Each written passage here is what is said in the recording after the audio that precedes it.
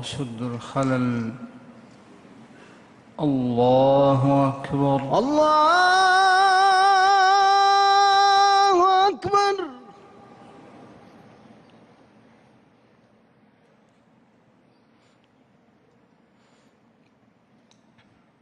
الحمد لله رب العالمين الرحمن الرحيم مالك يوم الدين.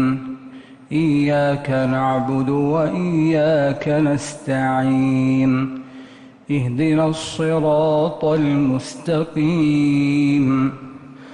صراط الذين أنعمت عليهم غير المغضوب عليهم ولا الضالين.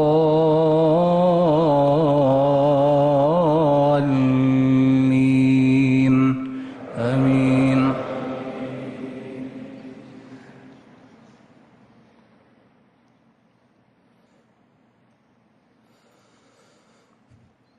وإذا مس الناس ضر دعوا ربهم منيبين إليه ثم إذا أذاقهم منه رحمة إذا فريق منهم بربهم يشركون ليكفروا بما آتيناهم فتمتعوا فسوف تعلمون.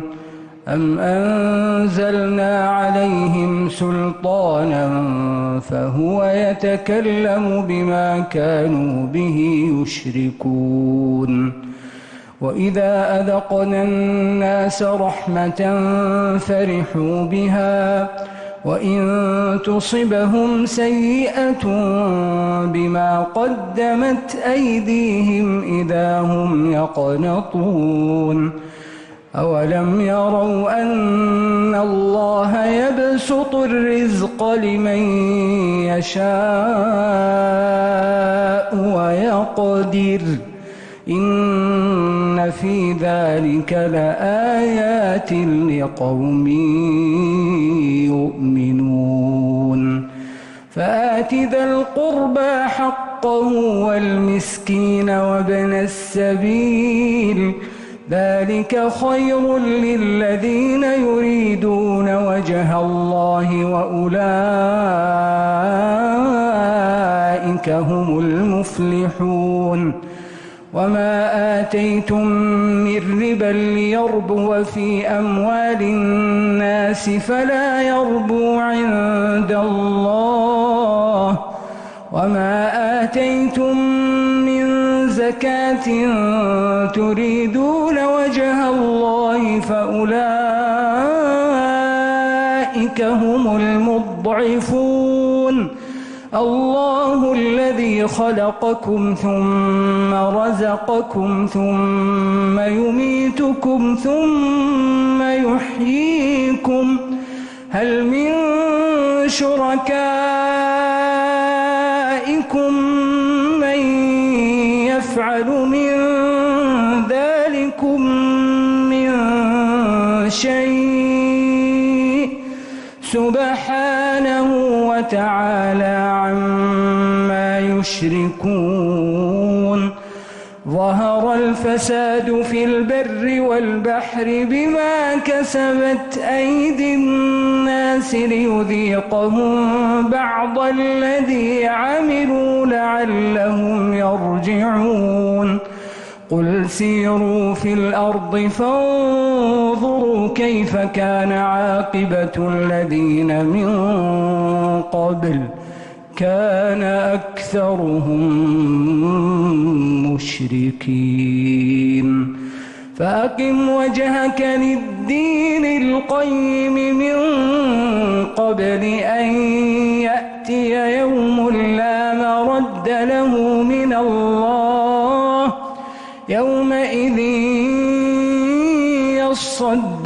يصدعون.